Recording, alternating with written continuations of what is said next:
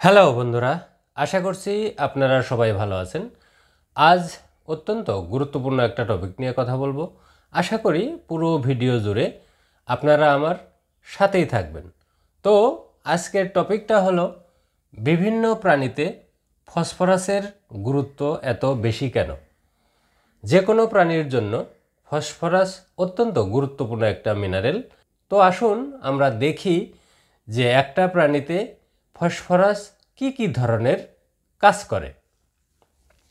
1 নম্বর, বোন and teeth, অর্থাৎ হাড় এবং দাঁত গঠনে ফসফরাসের একটা বিরাট ভূমিকা আছে, বিশেষ করে ছোট প্রাণীর ক্ষেত্রে।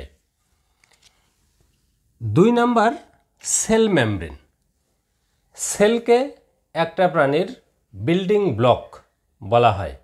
ইট দিয়ে যেরকম একটা বিল্ডিং তৈরি করা হয়, এরকম কোনো প্রাণীর শরীর গঠনের জন্য সেল এক একটি ইটের মতো কাজ করে।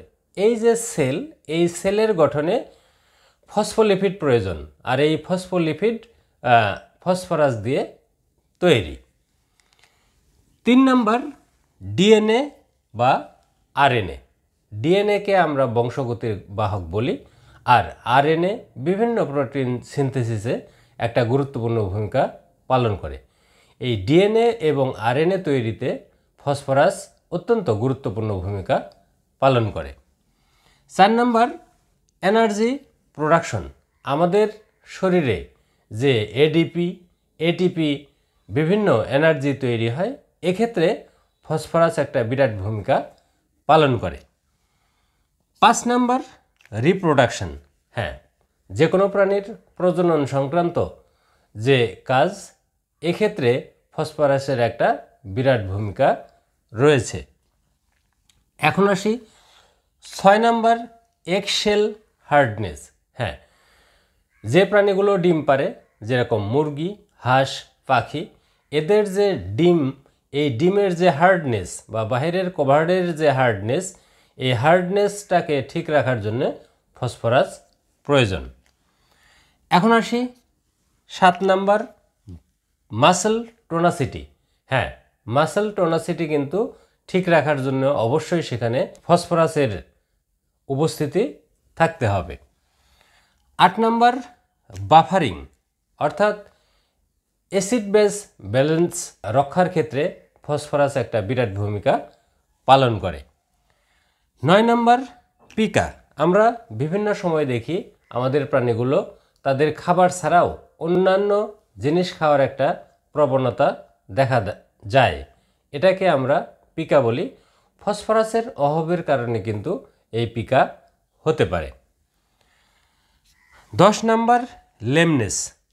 ফসফরাসের ঘাটতির কারণে কোনো প্রাণীতে লেমনেস বা কোনো প্রাণী খোঁড়াতে পারে। 11 নম্বর, পোস্ট পার্সুরিয়েন্ট হিমোগ্লোবিন ইউরিয়া।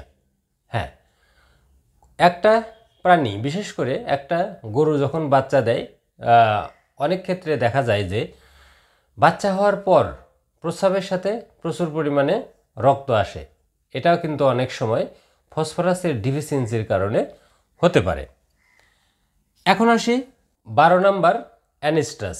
হ্যাঁ, কোনো প্রাণীতে যদি ফসফরাসের প্রকট ঘাটতি থাকে, সেই প্রাণীতে অ্যানিস্ট্রাস হতে পারে, অর্থাৎ গরুটা হিটে আসবে না। 13 নম্বর, ডিলেড ইউটেরাইন ইনভলিউশন। একটা প্রাণী বাচ্চা দেওয়ার পর তার ইউটেরাস যে পুনরায় পূর্ব অবস্থায় ফিরবে, ফসফরাসের ঘাটতির কারণে এই ইনভলিউশন হতে দেরি হতে পারে। 14 নম্বর, লিকিটিড। অনেক সময় আমরা দেখি বাচ্চা হওয়ার পূর্বে একটা প্রাণীর যে টিট, সেই টিট দিয়ে দুধ পড়তে থাকে। ফসফরাসের ঘাটতির কারণে কিন্তু এরকম হতে পারে। 15 নম্বর, সার্ভাইকোভ্যাজাইনাল প্রলাপস। আমরা বিভিন্ন সময় প্রলাপস দেখতে পাই। এই প্রলাপসটাও কিন্তু ফসফরাসের ঘাটতির কারণে হতে পারে। 16 নম্বর, আদার্স। আমরা যে বিষয়গুলো নিয়ে কথা বললাম, এছাড়াও ফসফরাস বিভিন্ন প্রাণীতে আরও অনেক গুরুত্বপূর্ণ কাজ করে থাকে। আমরা যে বিষয়গুলো নিয়ে কথা বললাম, এগুলো বিবেচনা করে আমাদের প্রাণীতে কোনোভাবেই যাতে ফসফরাসের ঘাটতি না থাকে সেদিকে কিন্তু অবশ্যই খেয়াল রাখতে হবে। তো বন্ধুরা, আজ এ পর্যন্তই। আমার এই ভিডিওটি যদি আপনাদের ভালো লাগে তাহলে অবশ্যই লাইক করবেন, কমেন্ট করবেন এবং শেয়ার করে অন্যদেরকেও এই তথ্যগুলো জানার সুযোগ করে দেবেন।